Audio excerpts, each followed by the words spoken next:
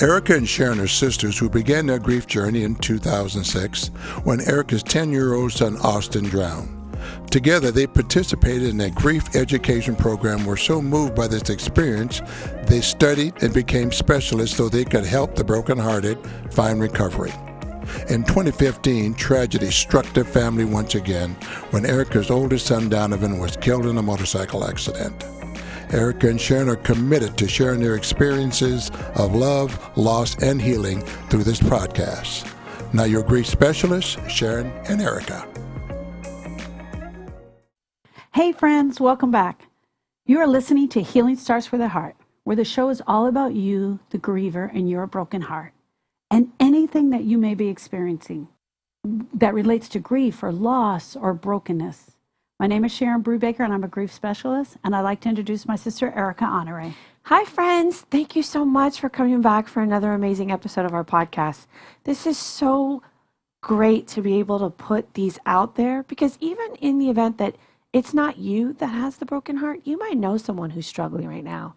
And maybe there's some information in here that you'll be able to pass along to them to let them know that they will be okay. They will find their way to healing. Absolutely, absolutely. Erica and I often talk about in our shows, in our past podcasts, that there are 40 or more known losses that a person can experience over a lifetime that can cause a grieving experience in our heart. Mm-hmm. Not in our brain, but in our heart. Right? This is where grief takes place. It's in our heart. One of the aspects that I think a lot of people don't think about as a loss or really understand it as a loss is the loss of the birth of a typical child. Well, you mean when you have a child that's deemed non-typical? Yes, exactly. Did I say that right? No. Okay. I was trying to explain it, so I'm glad you cleared it up. So let me go a little deeper. Sure. You become pregnant, right? You carry this baby for 9 months. You live the hopes and dreams of everything that you thought it was going to be for you. You're so excited. You're so excited. And then your baby is born to you and everything is great. Or you're given a diagnosis right at the birth. Right. Or you're given a diagnosis 2 or 3 years into it. And this is an experience that you and I know very, very well. Right. From more than one occasion. I understand, friends, I'm not talking about miscarriage or a stillbirth. We will be doing a show on that. This is actually a child that is going through an illness or has been diagnosed. With a disability. A disability. Yes. So share your story first and then I'll share mine. So Austin was already a character unto himself. I mean, he just was, I don't even know, this old soul that came back for a second go round, but he was only interested in doing what he wanted to do. At the age of 7, I knew early on there was something different about Austin, but he was born in 1996. So the most popular diagnoses that you would encounter was ADHD and ADD, things of that nature. But I knew that there was something different about Austin, and I always said it. But when he became school age, that's when it really manifested itself, and every single day was a struggle with him. And at the age of 7, he was formally diagnosed at the time with Asperger's. Now, all autism spectrum under one umbrella. So he would have been, I guess, you would just say on the spectrum. Yeah, exactly. And that was a journey in itself, going through that. Right. First of all, getting the diagnosis. Yeah. Fighting with the school to get them to understand that he really needed something. And you were in the industry. Well, initially I wasn't, but then I did. If you're from California, you're familiar with the regional center. I was a service coordinator with them for nearly 10 years prior to us moving to Texas. So then that's what really opened my eyes and let me know how to be a better advocate for him in the school setting. Yeah. And my experience was this. I have my first granddaughter born in 2016, my beautiful Ever. Ever Jane. Ever Jane. And Ever is going to be 5. In October. No, she was born in 2014. Yeah, in October. In October, she's going to be 5. And she, beautiful pregnancy, beautiful delivery. I had to have a C-section. her dad is in the Navy, and so my daughter travels quite often with her husband, and he got sent away for some training. So Ever and Lauren came to live with us for the first few months of her life. They actually came to live with us when Ever was 2 months old. And everything seemed to be progressing normally. Right. Right? Everything was fine. It seemed like it just went along as it was supposed to be. And about the time that Ever was about 14 months old, I started to notice that she wasn't answering to her name. Right. When we would call her, she wasn't answering to her name. She wouldn't even turn around in our direction. And I literally thought at the time that she was deaf. I thought that Ever was having a hearing problem. And so I suggested to Lauren that she take her in to have her tested. And they tested her hearing. They said it was fine. And they told Lauren to give it about a month.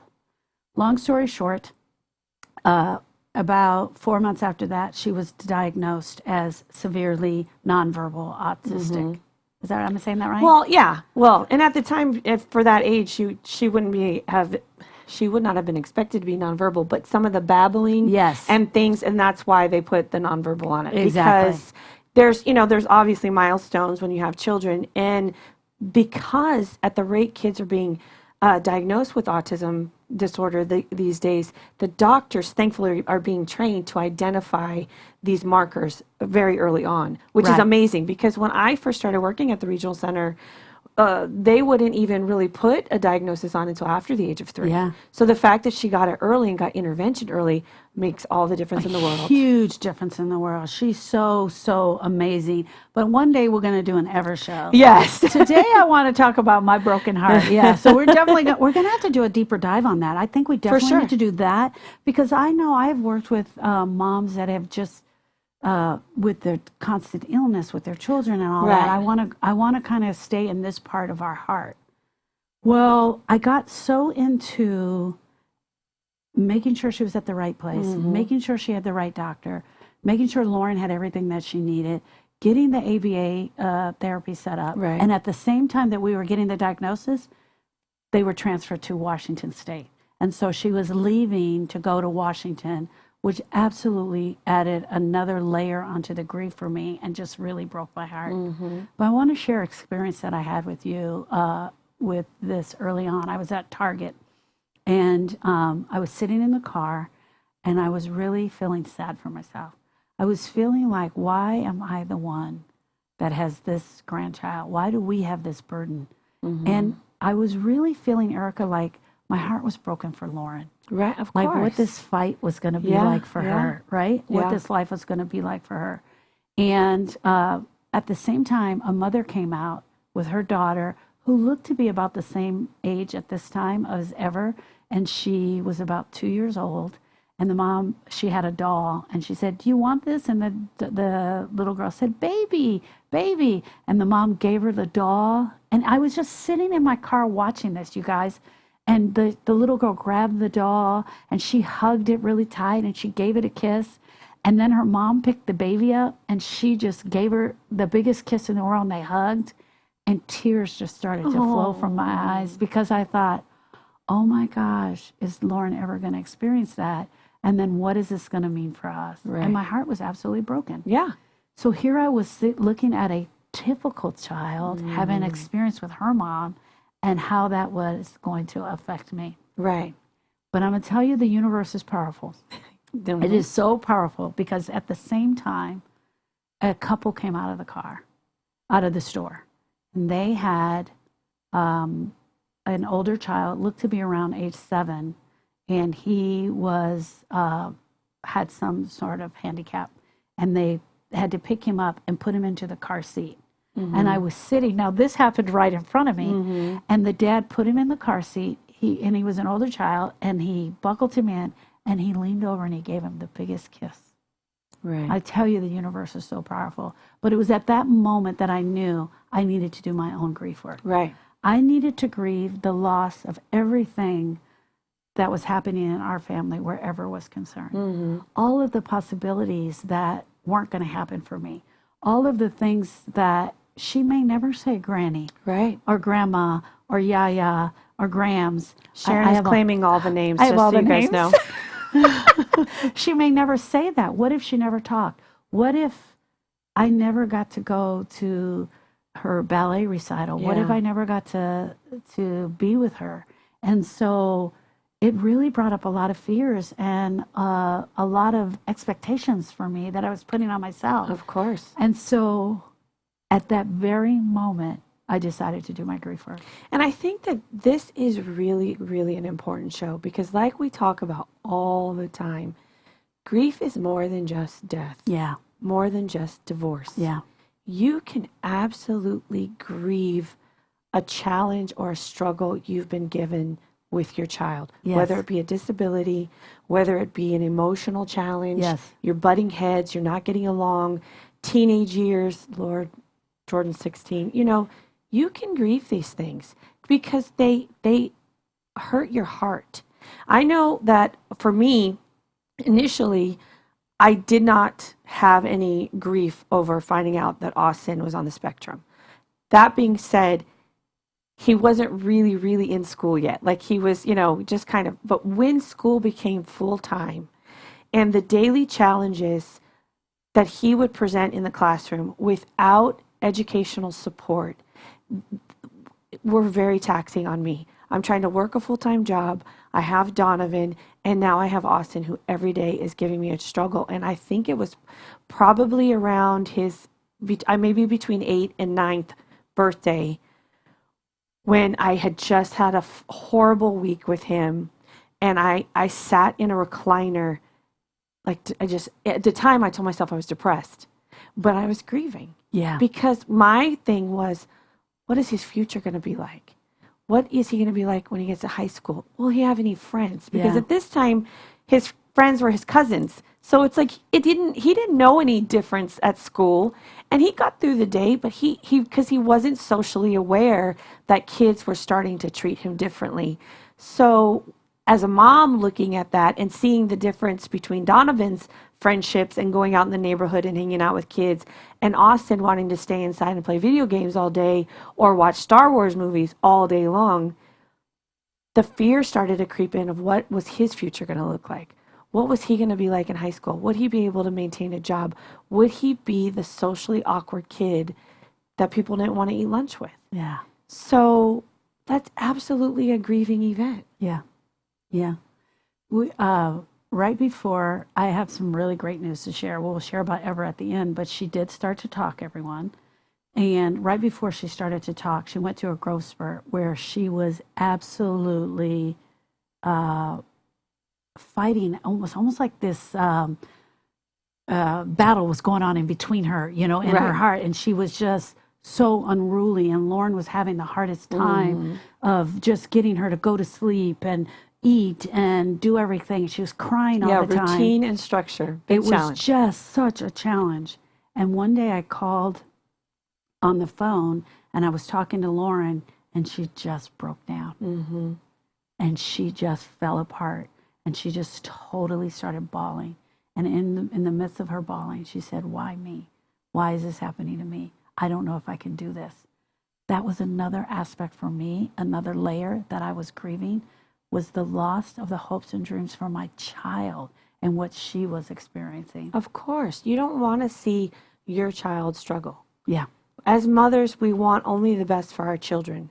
So, I mean, I don't know what this is like to be the grandparent of a non-typical child. So I can understand how that would cause you pain because you don't want to see Lauren suffer. Yeah. One of the things, because of my experience with Regional Center, Lauren and I talk a lot, and she checks in with me, and I could hear in her voice that where I was with Austin, she wants Ever to be able to have friends. She wants Ever to go on play dates and have fun, have real fun. She wants Ever to feel joy and experience all the things that a child her age should experience. But what I explained to Lauren, and for anyone out there listening to me who has been chosen by an angel to be the parent of a non-typical child, this is the thought I want you to take away is they don't know any different. No. Ever doesn't know that she's different. No. To Ever and to Austin, we're different. We're the ones that are weird. So don't feel sorry for them. because that is after that weekend where I really spent in the chair crying and feeling sorry for myself and, feeling sorry for Austin. But when you look at Austin, the way he lived his life, and if you hear the stories we share about Austin lived his best life in 10 years. He lived his best life imaginable. He didn't know he was different. He didn't feel any challenges, I used to say it was Austin's world. We were all just a cast of characters in it. But that's how it is. Your child, they're living the way that they feel they should live their life. So don't feel sorry for them. No. Teach them that they need to accept and love who they are. And there's things that Austin would point out to me that I would never have seen through the eyes of a typical child.